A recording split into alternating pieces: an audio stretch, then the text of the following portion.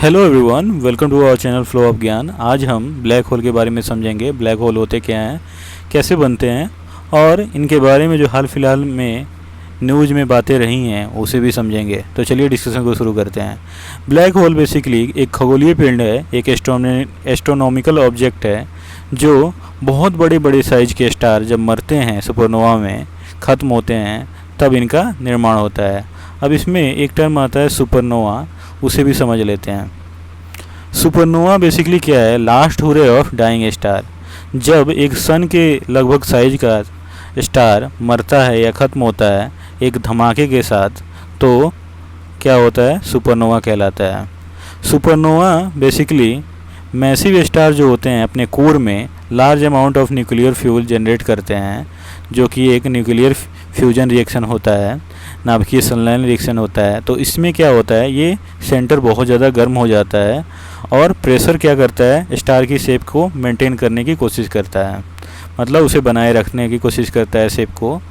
लेकिन स्टार की ग्रेविटी क्या करना चाहती है, उसमें स्टार को स्मॉलेस्ट फॉर्म में बनाना चाहती है, मतलब सबसे छोटे फॉर्म में बनाने की कोशिश करती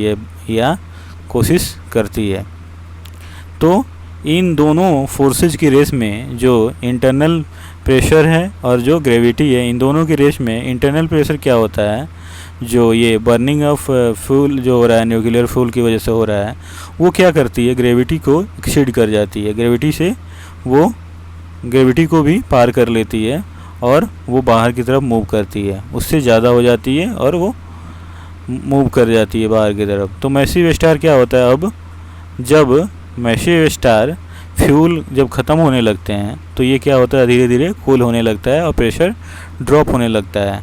अंततोगत्वा क्या होता है, ग्रेविटी इस रेस में जीत जाती है और स्टार क्या हो जाता है, कोलैप्स हो जाता है, पूरी तरह बिखर जाता है। एग्जाम्पल मैं बताऊं, अगर अर्थ के साइज़ जो है उसके 15 गुना बड़ा भी कोई स्टार है तो उसको कोलैप्स होने में, बिखरने में, पूरी तरह टूटने में उसे 15 सेकंड लगते हैं। कोलैप्स जो होता है बहुत जल्दी होता है, बहुत क्विकली होता है और large amount of shock wave भी क्रिएट करता है। ये जो रिस्पॉन्सिबल होते हैं, ये शॉक वेव जो निकलते हैं वो बाहरी जो भाग होता है स्टार का, उसको एक्सप्लोड करने का, उसको विस्फोट करने के लिए जिम्मेदार होते हैं। अब हम समझ लिए कि सुपरनोवा क्या होता है। इसमें अब हम चलते हैं फिर से ब्लैक होल पे।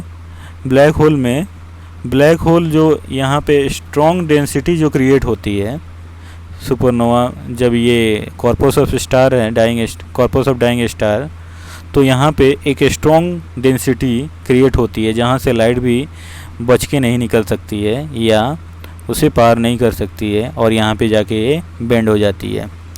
अगर संभव हो तो अगर हम ब्लैक होल के पास जाते हैं और वहाँ से अगर स्टार को देखते हैं यूनिवर्स में, तो वहाँ मल्टीपल इमेजेस देखने को मिलेगी हमें ब्लैक होल के पास से, और हम ब्लैक होल के पास से अपने हेड का बैक भी देख सकते हैं आसानी से। ब्लैक होल के अंदर जो रोल होता है टाइम का और रेडियस का, वो उल्टा हो जाता है, रिवर्स हो जाता है।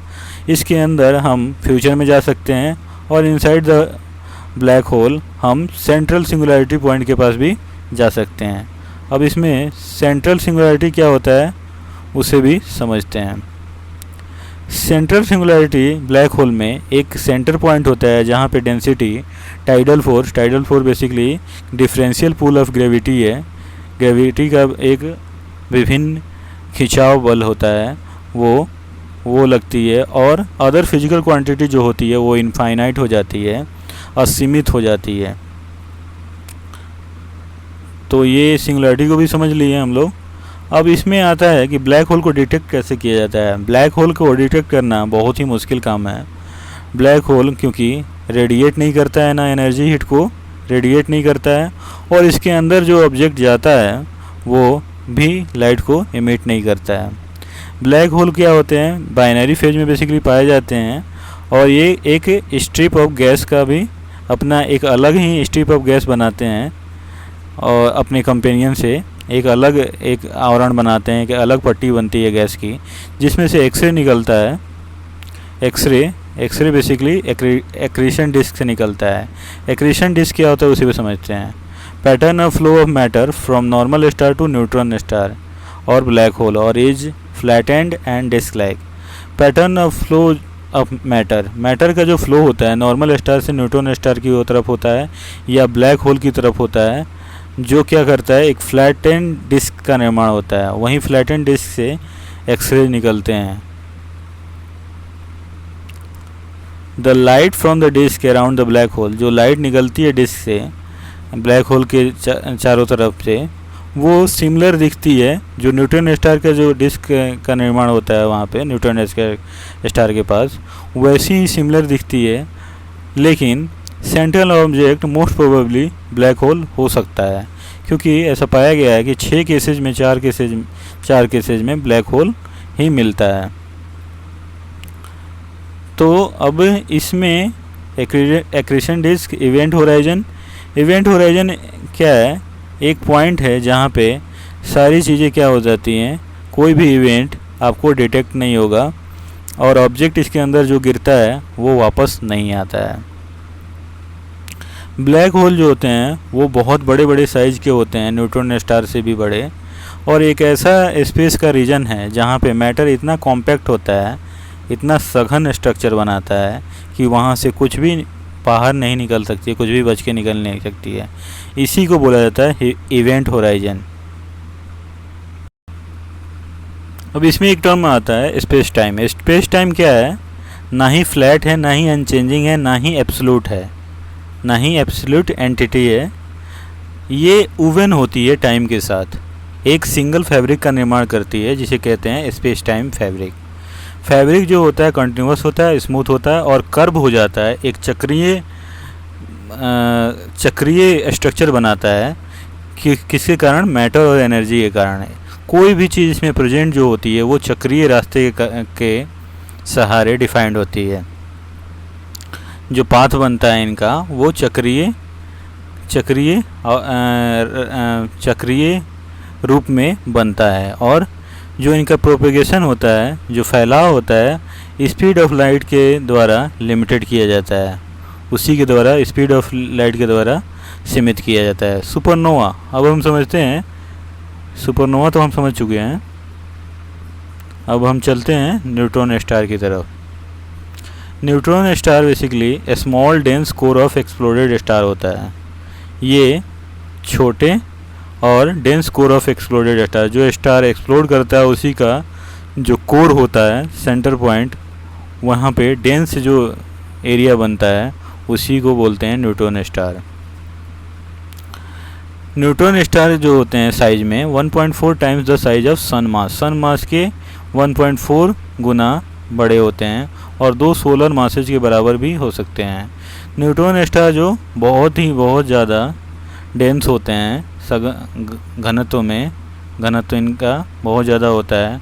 अगर उसमें से एक चम्मच भी अगर स्टार मटेरियल का हम निकालें तो वो 900 बिलियन केजी के बराबर हो सकता है या उससे भी ज़्यादा हो सकता है।